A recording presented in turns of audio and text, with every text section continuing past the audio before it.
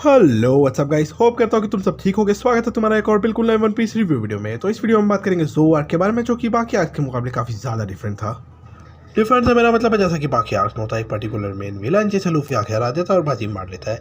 इस आर्क में ऐसा कोई पर्टिकुलर मेन विलन नहीं था, मतलब एक बंदा था तो, लेकिन मैं उसे मेन विलन कंसीडर नहीं कर सकता। इस आर्क में ज़्यादातर फोकस स्टोरी और वर्ल्ड बिल्डिंग पे ही था। जैसा कि हमें एक बिल्कुल ही नई ट्राइब दिखाई जाती है, मिंक्स, जो कि इंसानों की तरह ही डेवलप हुए हुए एनिमल्स हैं, जो कि ज़ो नाम के एक आइलैंड पे रहते हैं, जो और कुछ नहीं एक बड़ा सा एलिफेंट है जिसकी उम्र करीब 1000 साल है। वो एलिफेंट इतना बड़ा है कि उसकी बैक पे ही पूरा ज़ो आइलैंड बसा हुआ है और उसका असली नाम जुनेशिया है।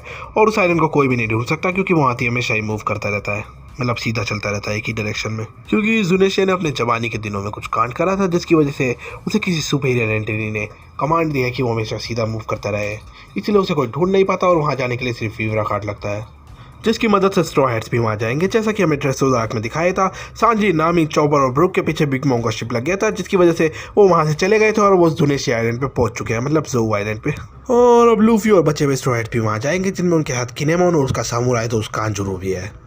इस आर्क में प्लॉट ट्विस्ट तो एक से बढ़कर एक है। जैसे कि सारे मिंक्स को टॉर्चर किया जा रहा था कि उनके आइलैंड पर राइजो नाम का निंजा है जिसे काइडो मांग रहा है, लेकिन वो लोग डिनाई करे जा रहे थे कि उनके आइलैंड पे ऐसा कोई निंजा नहीं है और उन्हें बार बार टॉर्चर किया जा रहा था। लेकिन लास्ट में इतना बड़ा प्लॉट ट्विस्ट रिवील होता है कि क्या ही बताऊं, मतलब राइजो निंजा शुरू से वहीं पे था और उसे मिंक्स ने एक सेफ जगह पे छुपा रखा था। एक पल को तो मुझे भी इनका टॉर्चर देख के विश्वास हो गया था कि भाई नहीं होगा, काइडो इन्हें बेकार में परेशान कर रहा है। तो नामी और सांजी वगैरह जब उस आइलैंड पे पहुंचते हैं तो उन मिंक्स की हालत बहुत ज़्यादा ख़राब होती है, क्योंकि काइडो के सबऑर्डिनेट से उस पूरे आइलैंड पे गैस छोड़ दी थी पॉइजन वाली, जिसकी वजह से सीजर की मदद लेते हैं वो और उस गैस को पूरे आइलैंड से हटाते हैं। तो क्योंकि उनके पास चॉपर भी था तो वो जल्दी से मेडिसिन बनाता है और सभी लोगों को ट्रीट करता है। उन विंग्स के दो लीडर थे, कैट वाइपर और डॉग स्टॉर्म। दोनों ही काफ़ी स्ट्रॉन्ग हैं, लेकिन वो दोनों एक दूसरे को पसंद नहीं करते, इसलिए अलग अलग शिफ्ट में काम करते हैं और सारे विंग्स भी अलग अलग शिफ्ट में ही काम करते हैं। इसीलिए वो जब काइडो के पायरेट से लड़ते हैं तो वो अलग अलग टाइम पे लड़ते हैं। अगर वो साथ में लड़ते तो शायद जीत जाते, लेकिन वो एक दूसरे को पसंद नहीं करते, इसीलिए आधे मिंक्स रात में काम करते हैं और आधे मिंक्स दिन में। लेकिन सिर्फ गिने चुने बंदे ही हैं, जैसे कि उनके असिस्टेंट है और एक आध जना और है जिसे परमिशन है कि वो दोनों टाइम में घूम सकती है और दोनों टाइम में काम कर सकती है।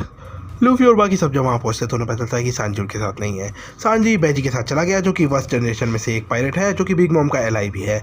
उसे पता चलता है कि सांजी की शादी बिग मॉम की बेटी के साथ तय कर दी गई है और सांजी का वांटेड पोस्टर भी चेंज कर दिया गया है, जो कि पहले सांजी डेड और अलाइव था, लेकिन अब सिर्फ अलाइव है। क्योंकि सांजी की फैमिली यानी विंडस्मोक फैमिली काफ़ी जानी मानी फैमिली है, जो कि नॉर्थ ब्लू से ईस्ट ब्लू आए थे, जो कि एक आम इंसान के लिए आम बात नहीं है। हमें पता चलता है कि सांजी की फैमिली पहले नॉर्थ ब्लू की रूलर रह चुकी है और वो अपना रूल खो चुके हैं, इसलिए वो बिग मॉम के साथ अलायंस जोड़ के उस पर दोबारा रूल करना चाहते हैं और इसीलिए वो सांजी की बिग मॉम की बेटी के साथ शादी कराना चाहते हैं, क्योंकि उसे अपने बाकी बेटे ज़्यादा प्यारे और सांजी की अपनी फैमिली से कुछ खास बनती नहीं है। तो वो सांजी की शादी बिग मॉम की बेटी से ज़बरदस्ती कराना चाहते हैं और सांजी की बाउंटी भी उन्होंने इसीलिए बढ़वाई है क्योंकि सांजी के घर वाले उसे अच्छे से ट्रीट करते नहीं थे, इसलिए वो अपना घर छोड़ के भाग गया था। और अब जब विंडस्मोक फैमिली को पता चलता है कि सांजी जिंदा है तो वो इस चीज़ का फ़ायदा उठाना चाहते हैं। इस आर्क में हमें और भी चीज़ बदलती है, जैसे ट्रेफल्गर डी लॉ जो है उसके ग्रुप में एक भालू था जो कि इंसानों की तरह रहता है। तो पहले मुझे लगता था कि उसने भी चॉपर की तरह कोई फ्रूट खाया जिसकी वजह से वैसा हो गया है, लेकिन ऐसा नहीं है। वो भी जुनेशिया आइलैंड से ही बिलोंग करता है। और सबका इलाज होने के बाद जब डॉग स्टॉर्म और कैट वाइपर अचानक से एक दूसरे के सामने आ जाते हैं तो उन दोनों की लड़ाई शुरू हो जाती है, लेकिन अचानक मोमोनोस्के के रोने की वजह से वो लोग शांत हो जाते हैं। तो अब हमें पता चलता है कि मोमोनोस्के और कोई नहीं, कोजुकी ओडेन का बेटा है, जो कि कभी लैंड ऑफ वानो का रूलर था। और वो सब मोमोनोस्के के आगे घुटने टेक देते हैं जब हमें पता चलता है कि मिंक्स और कोजुकी क्लैन की जो है पुरानी रिश्तेदारी है और वो काफ़ी पुराने एलाइज हैं। और किनेमोन मोमोनोस्के का बाप नहीं है, वो उसके बाप का सबऑर्डिनेट है। मोमोनोस्के के असली बाप को 5 साल पहले ही काइडो ने मार दिया है और उच्चू के साथ मिलकर, जो कि लैंड ऑफ वानो का नया शोगुन है, जिससे बदला लेने के लिए किनेमोन मिंक्स के आइलैंड पे आया है और वो स्ट्रॉयर्स की भी मदद मांगता है। और हमें पता चलता है कि कोजुकी क्लैन ने ही पोनीग्लिस बनाया है और वो उसे पढ़ना भी जानते हैं। कोजुकी ओडेन को भी उसे पढ़ना आता था, लेकिन इससे पहले कि वो अपने बेटे को उसे पढ़ना सिखा था, उससे पहले ही काइडो ने उसे मार दिया। ओडेन वैसे काफ़ी ज़्यादा ज़बरदस्त बंदा था। वो बंदा वाइट बीट के शिप पे भी ट्रैवल करा था और साथ ही में गोल्डी रॉजर के शिप पे भी, और वो गोल्डी रॉजर के साथ वन पीस देखने भी गया था, मतलब लास्ट आइलैंड पे, जो कि काफ़ी तगड़ी बात है अपने आप में ही। और जैसे कि हमें पता है कि वाइट बियर्ड के शिप पे हर कोई उसे पॉप्स कहता था, लेकिन कोजुकी ओडेन उसे बड़े भाई की तरह मानता था, जो कि दिखाता है कि वाइट बियर्ड के दिल में उसके लिए अलग ही जगह थी। और हमें पता चलता है कोजुकी ओडेन और गोल्डी रॉजर जो है जुनेशिया की बातें सुन सकते थे, जैसे कि अभी लूफी और मोमोनोस्के सुन पा रहे हैं। जैसे कि मरमर प्रिंसेस सी किंग्स की बातें सुन सकती थी, वैसे ही कोजुकी ओडेन और गोल्डी रॉजर भी दोनों सुन सकते थे। इवन मोमोनोस्के तो जुनेशिया को कमांड भी दे देता है काइडो के सबऑर्डिनेट्स को मारने की। इस आर्क में प्लॉट ट्विस्ट तो एक से बढ़कर एक थे, जबकि सब में पहला तो ये कि किनेमोन मोमोनोसुके का बाप नहीं है, साथ में राइजो निंजा भी मिंक्स के आइलैंड पे ही था और उनके आइलैंड पे एक रेड कलर का पोनीग्लिफ्स भी है। उस पोनीग्लिफ को रोड पोनीग्लिफ कहते हैं और वैसे सिर्फ 4 ही एग्जिस्ट करते हैं, जिनमें से एक बिग मॉम के पास है, एक काइडो के पास है और एक इनके पास है और चौथे वाले का उन्हें पता नहीं है। और सब में तगड़ी बात तो यह है कि इन सभी पोनीग्लिफ्स की लोकेशन को जब मैप पे इंटरसेक्ट करेंगे तो जिस पॉइंट पे ये सब इंटरसेक्ट करेंगे वही वन पीस की लोकेशन है, जहाँ पे गोल्डी रॉजर भी गया था, जो कि लास्ट आइलैंड है।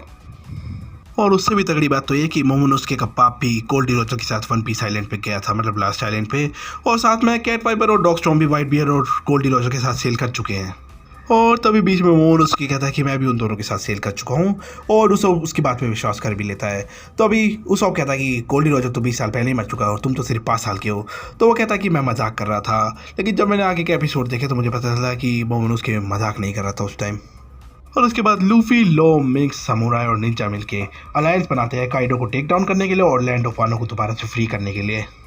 क्योंकि लैंड ऑफ वानो वर्ल्ड गवर्नमेंट से एफिलिएटेड नहीं है, इसलिए नेवी और मरीन्स भी वहाँ इंटरफेयर नहीं करते। मतलब ऐसा नहीं है कि वो कर नहीं सकते, लेकिन वो करना नहीं चाहते क्योंकि वर्ल्ड गवर्नमेंट उन्हें इजाज़त नहीं देती और ना ही वर्ल्ड गवर्नमेंट चाहती है कि वो ऐसा कुछ करें, क्योंकि जितने भी नेशंस हैं वो सब वर्ल्ड गवर्नमेंट को पैसे देते हैं और जो गरीब नेशंस हैं या फिर लैंड ऑफ वानो की तरह इंडिपेंडेंट नेशंस हैं वो ऐसा नहीं कर पाते हैं और इसलिए वर्ल्ड गवर्नमेंट उन्हें मरीन्स की सुविधा नहीं देती। सो पायरेट, निंजा, समुराई और मिंक्स की अलायंस चली जाती है लैंड ऑफ वानो काइडो को टेक डाउन करने, लेकिन स्ट्रॉ हैट्स डिवाइड होकर चले जाते हैं आधे लोग होल केक आइलैंड पे सांजी को वापस लाने। जैसे कि ड्रेसरोज आर्क में आधे स्ट्रॉ हैट्स नहीं थे, इसलिए इस आर्क में भी आधे स्ट्रॉ हैट्स नहीं होंगे, जो एक तरह से कंपनसेट करता है कि पहले आर्क में सांजी नहीं था तो इस आर्क में ज़ोरो नहीं होगा। तो दोनों आर्क में सिर्फ लूफी कॉमन रहेगा, जैसे कि रॉबिन की जगह नामी आ जाएगी, उसॉप की जगह चॉपर आ जाएगा, फ्रैंकी की जगह ब्रूक आ जाएगा और ज़ोरो की जगह सांजी। तो इस वीडियो को ज़्यादा लंबा ना करते हुए इसे यही पैन करते हैं। वीडियो पसंद है तो प्लीज़ वीडियो को लाइक करो, चैनल को सब्सक्राइब करो और ये आर्क तुम्हें कैसा लगा अपने थॉट कमेंट में ज़रूर बताना और अपने वन पीस देखने वाले दोस्त को भी ये वीडियो शेयर कर देना। तब तक के लिए this is watchers, keep watching.